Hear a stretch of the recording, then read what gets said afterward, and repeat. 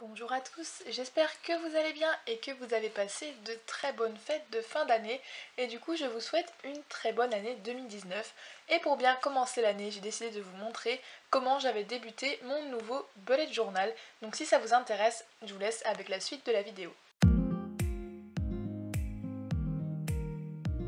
Je vais dans cette vidéo vous présenter du coup les pages qui débutent mon bullet journal, donc les pages qui sont avant le mois de janvier. Tout d'abord vous présenter les pages et ensuite je vous laisserai avec des petites vidéos en accéléré de la construction des pages. J'ai pris un carnet Nuna, donc j'ai pris le graphique L Milky Way, voilà, donc qui est noir avec des sortes de petites éclaboussures qui sont argentées et il est vraiment super beau, ça fait un petit peu galaxie, cosmique, etc. J'aime beaucoup et ce que j'aime bien c'est que ici on a du coup la marque qui est écrite Nuna et on a aussi sur la tranche le même motif que sur l'avant et l'arrière du bullet journal. Vous parlez tout vite du bullet journal, j'aime vraiment bien la qualité du papier, est juste ouf, il est tout fin, il ne transperce pas et il est très épais et il y a des petites marges et il est numéroté. Les petits pointillés sont discrets et sont pas très espacés, donc ce qui permet d'avoir beaucoup de place, surtout que les carnets Nuna sont un petit peu plus grands que des A5, du coup il y a vraiment beaucoup de place. Quand on ouvre le bullet journal, on tombe du coup sur une page qui est toute noire et dessus j'ai juste écrit 2019 au Posca et j'ai mis quelques petits points dorés et argentés autour avec mes petits Sharpies. Quand on tourne, on arrive directement sur les clés puisque j'ai décidé de ne pas faire d'index cette année puisque ça m'est pas très utile. Et du coup sur les clés, j'ai pas fait de code couleur, j'ai juste fait les petits symboles et franchement ça me convient bien comme ça. Et du coup j'ai fait un petit motif dans le fond qui va être récurrent, donc on va revoir sur plusieurs pages par la suite. J'arrive du coup sur mon futur log qui n'est absolument pas terminé, donc en fait j'ai pris des petits bouts de masking tape et un Posca blanc pour écrire les mois, et en dessous du coup j'ai fait le calendrier. Sur la partie en bas, on aura du coup les anniversaires et sur la partie du haut, on aura les rendez-vous qui vont arriver dans l'année, etc. Du coup, il y a 3 pages qui sont consacrées à ça.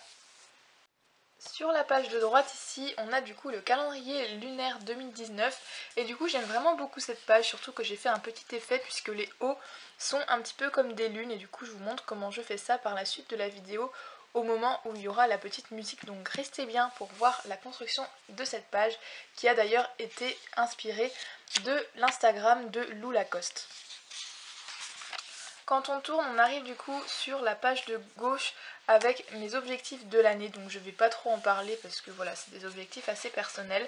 Et sur la page de droite, on a une nouveauté, donc il s'agit en fait de l'année avec des pixels en fait, donc c'est un peu un mood tracker si vous voulez, mais sur l'année entière. Du coup ça donne une vision globale sur toute l'année. On arrive du coup sur la page de gauche sur mes idées YouTube, voilà, donc je vais pas m'attarder plus dessus, c'est juste ici que je noterai toutes les petites idées que j'ai. Et sur la page de droite, j'ai refait la même page que l'année dernière que j'avais beaucoup aimé. Donc il s'agit en fait de ce que je dois faire par vacances. Donc j'ai fait des petites cases en fonction de toutes les vacances et j'écrirai en dessous ce que je dois faire, etc. Et du coup ça permet aussi d'avoir une vision globale sur toute l'année et c'est très cool. On arrive ensuite sur ma double page wishlist, donc là il y a une nouveauté, au lieu de faire pour la wishlist des vêtements juste une liste, en fait j'ai séparé en 2 catégories, donc ce que j'ai vraiment besoin et ce que j'aimerais juste avoir comme ça. J'ai fait des petits ronds pour cocher en fait quand est-ce que j'ai les choses, etc. C'est vraiment pratique. Et sur la page de droite, j'ai un petit peu plus classé mes wishlists, donc j'ai une wishlist pour les livres, une wishlist pour le bullet et une wishlist pour les autres choses, par exemple les décorations, etc. Quand on tourne la page, on a sur la page de gauche une page consacrée aux achats que je vais faire durant l'année, donc que je vais lister pour un petit peu m'en souvenir. Et sur la page de droite, on a du coup un tracker cette fois-ci mensuel qui n'est pas encore terminé. Donc chaque petit quartier correspond à un mois. J'ai fait ça avec mon Helix Hang Circle, je ne sais pas si vous savez ce que c'est, mais vous allez le voir par la suite de la vidéo. Pareil, on aura du coup à la fin une vision globale de tout ce que j'ai pu faire durant l'année et lui permet de se fixer des objectifs à remplir chaque mois et on est entre guillemets obligé de s'y tenir, donc je trouve ça vraiment plutôt cool comme page à faire. Ensuite on arrive sur une page que j'aime beaucoup, que je fais maintenant tout le temps. Ici on a une petite bibliothèque, donc j'ai fait plein de petits livres que j'ai dessinés et du coup j'écrirai le nom des livres dedans et quand je les aurai lus, je vais colorier en fait le livre et du coup à la fin on aura une petite bibliothèque toute colorée remplie de plein de livres, donc je trouve ça vraiment cool à faire. C'est déjà la 3e année que je fais ça.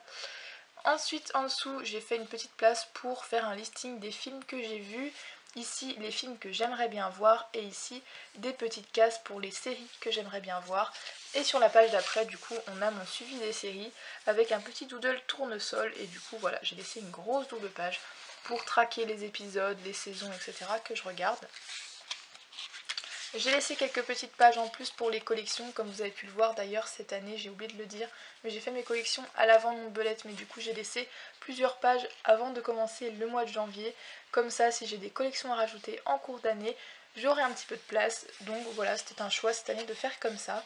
Donc ici on a encore quelques petites pages que je dois remplir et on arrive sur la page des kilomètres que je dois faire en conduite accompagnée, voilà donc j'ai rien de plus à dire à part que j'ai un certain nombre de kilomètres à faire et du coup je note le temps qu'il fait, la date, combien de kilomètres j'ai parcouru, etc. sur cette double page. Et quand on tourne, on arrive sur une page en fait que moi je vais trouver très utile pour moi personnellement. Donc il s'agit d'une page en fait de texture et de swatch. La page de gauche, on a du coup mes masking tape. Donc là j'ai mis que les gros masking tape, j'ai pas mis les petits. Si vous voulez voir vraiment toute ma collection de masking tape, je vous invite à aller voir la vidéo que j'ai sortie il y a maintenant plusieurs mois de ça, dans laquelle je vous montre vraiment tous mes masking tape. Et sur la page de droite, j'ai repris un petit bout de masking tape et j'ai réécrit au Posca dessus pen swatches. Et en gros ici j'ai mis tous mes crayons à bullet journal, donc je sais qu'il y en a vraiment beaucoup.